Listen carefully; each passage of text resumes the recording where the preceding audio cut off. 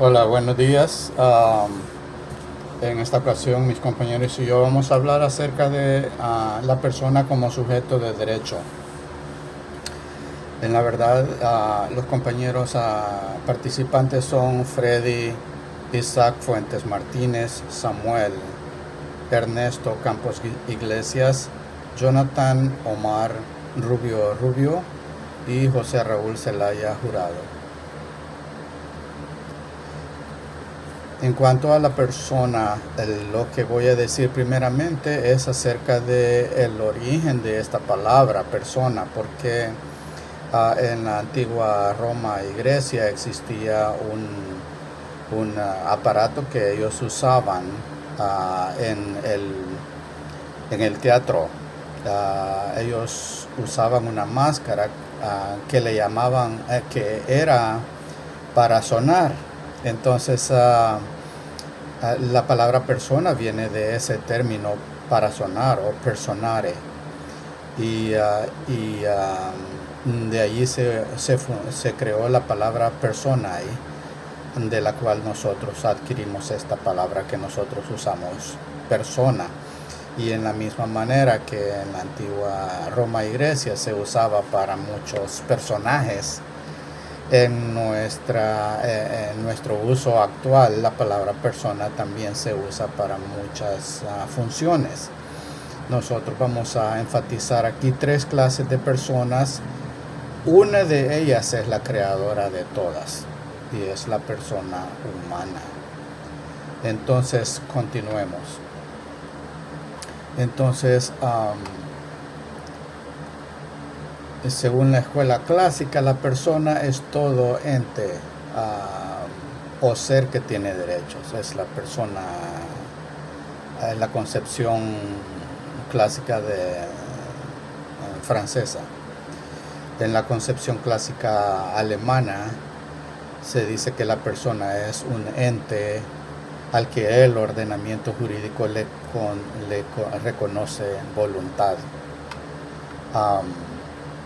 Desde el punto de vista de la filosofía encontramos dos conceptos que me parecieron a mí interesantes. Uno de ellos de Saint Thomas Aquinas o Santo Tomás de Aquino, como decimos en español. Él dice que la persona es lo más perfecto de toda la naturaleza, es decir, el subsistente de la naturaleza racional. Ser persona es ser abierto a la trascendencia. Immanuel Kant, por su parte, dice que persona es aquel ser que es un fin en sí mismo. Estas concepciones fueron muy importantes porque al final, en la edad moderna, los hombres fueron finalmente capaces de encontrar que los negros y los indios americanos tenían alma, por lo tanto no lo podían tratar como cosas y comenzaron a pensar en respetarles como seres humanos.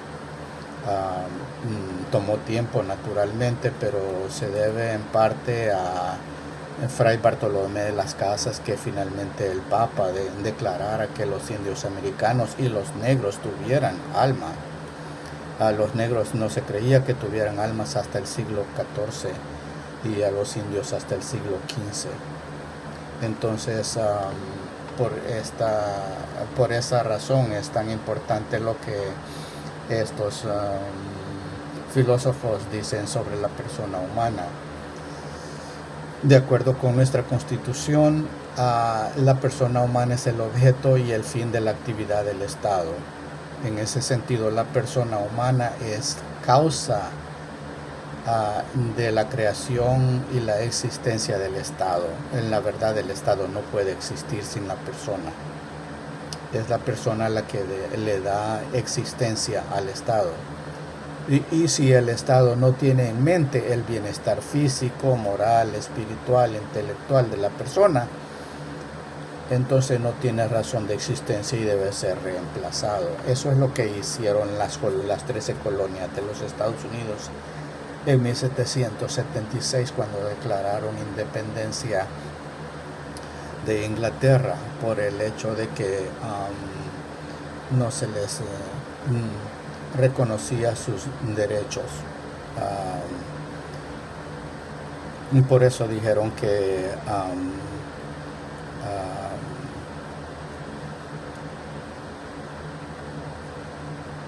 taxación sin representación es tiranía, y entonces decidieron ellos hacerse ellos una nación y un país separado, lo cual lograron en 1776 hasta 1783, que hicieron la guerra. En realidad, como ya mencionaba, solo existe una persona, y es la persona humana. Esta crea a otro género de personas. La persona por nacer, nosotros creamos a la persona por nacer, la verdad, ¿ok? Cuando el esperma y el huevo se unen, entonces creamos una nueva persona. Lo que pasa con la persona por nacer es que mientras no nace, no puede defender o proteger sus derechos, y necesita que el Estado y sus propios padres defiendan esos derechos. Por eso tenemos el derecho a la vida, ¿verdad? Contemplado en nuestra Constitución. Tenemos también que la persona humana crea a la persona jurídica. No vamos a hablar mucho acerca de estas personas ahora, pero sí vamos a enfatizar un poquito más sobre la persona humana y la persona jurídica. Vamos a dejar para otro momento la discusión sobre la persona no nacida, porque en realidad existe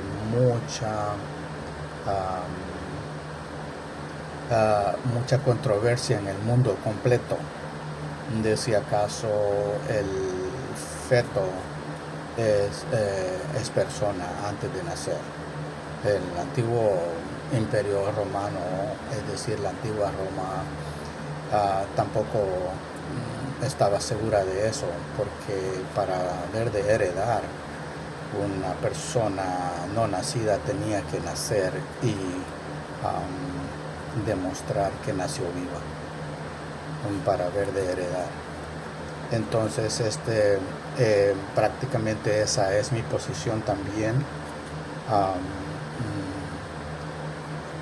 Protejo los derechos de la persona no nacida del tercer trimestre, del segundo trimestre para adelante, y el tercer trimestre. En el primer trimestre yo considero que la madre tiene derecho sobre su cuerpo, y considero que en el primer trimestre el feto todavía es parte del cuerpo de la mujer.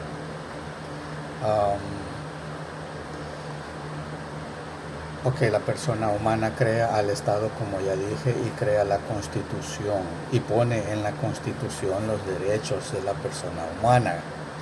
En nuestra Constitución, los derechos de la persona humana están desde el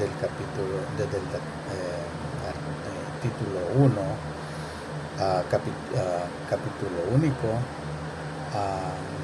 hasta el artículo 1, desde el artículo 1 hasta el artículo 100, hasta el artículo 81, se definen los derechos de la persona humana. Entonces,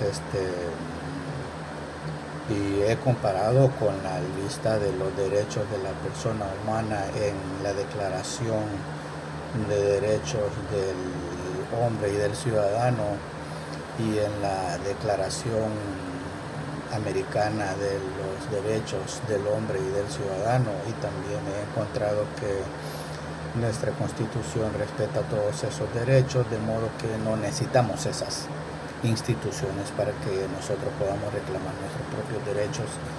Si podemos conseguir un gobierno que respete los derechos de la persona humana. Thomas Jefferson decía que hay ciertos derechos inherentes e inalienables con los cuales nosotros nacemos, Nadie nos da esos derechos, sino que nacemos con ellos. Ah, Entre esos derechos son la vida, la libertad y la búsqueda de la felicidad. John Locke, antes de él, decía que los derechos inherentes e inalienables eran la vida, la libertad y la propiedad. Entonces Thomas Jefferson pensó que la búsqueda de la felicidad y la propiedad entraban en la misma categoría, y de hecho la búsqueda de la felicidad incluye la propiedad, y yo creo que está bien ese cambio. La persona humana crea también a la persona ficticia.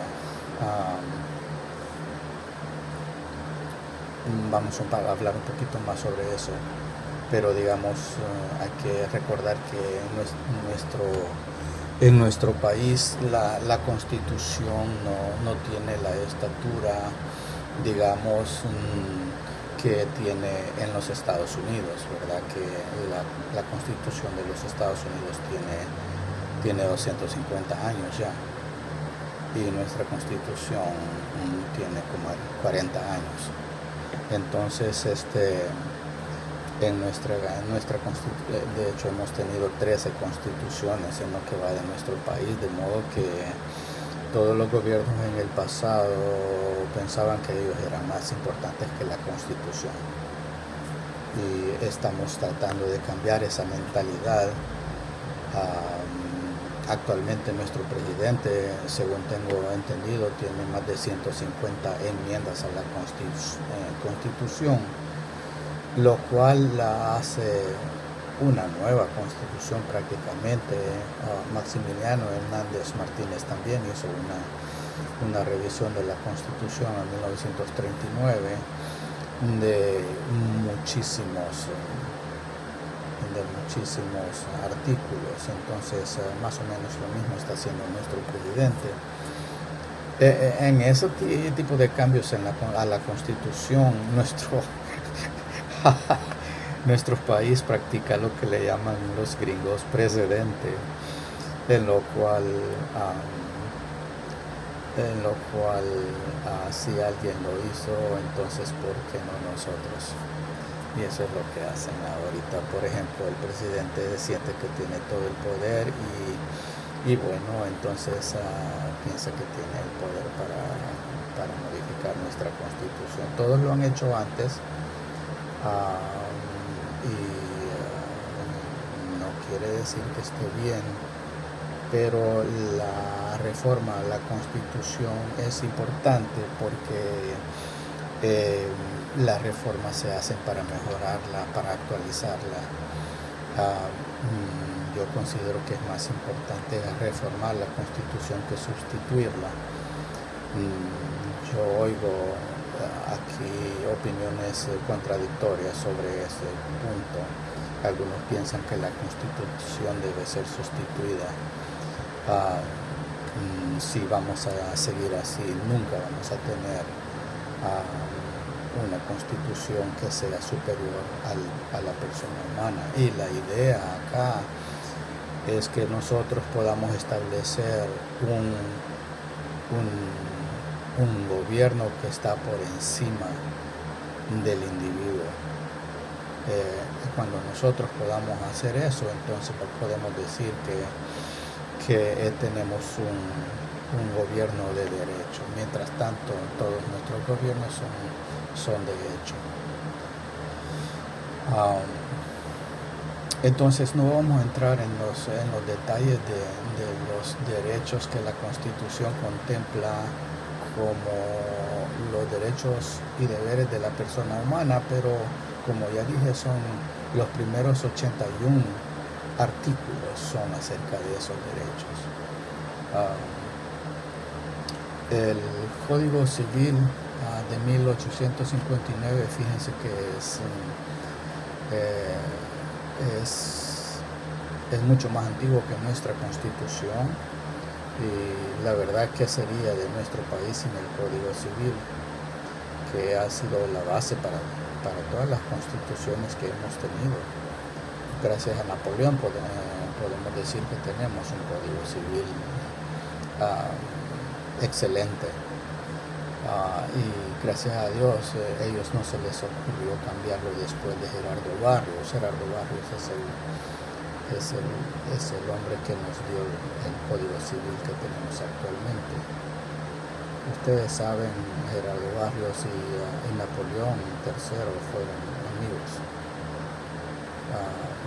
Hay leyendas sobre Gerardo Barrios visitando París y teniendo la oportunidad de ordenar las tropas de Napoleón cuando Napoleón estaba en su apogeo. Estamos hablando no de Napoleón I, sino de Napoleón III o Napoleón IV. Napoleón III, que creo que solamente hubo 3 Napoleones. El Código Civil dice que las personas son naturales o jurídicas. Las personas naturales son todos los individuos de la especie humana, cualesquiera que sea su edad, sexo, estirpe o condición.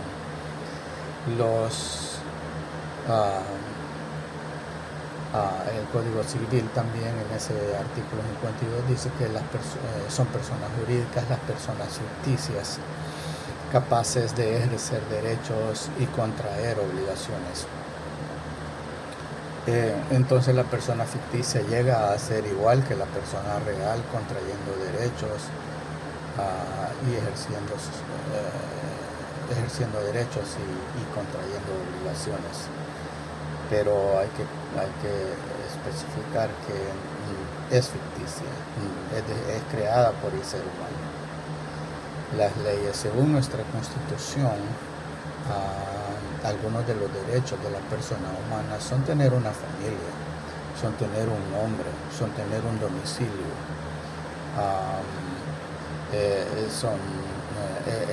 son ejercer el derecho al voto, a elegir a nuestros gobernantes, etc.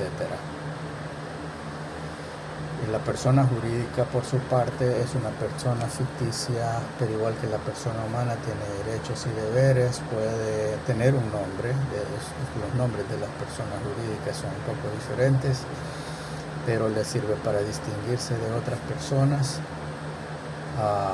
Esta persona también tiene capacidades y puede ejercer derechos y deberes. Toda persona física o jurídica tiene derecho a un domicilio. La persona jurídica tiene un domicilio legal y un domicilio real. Todas las personas físicas tienen derecho a una nacionalidad. La persona ficticia también tiene una nacionalidad en base a dónde está la oficina principal de su negocio. Esto es lo que vamos a decir de la persona humana, y voy a dejar que mis compañeros, si hay tiempo, expliquen sobre las sentencias que hemos encontrado sobre la persona humana. Gracias.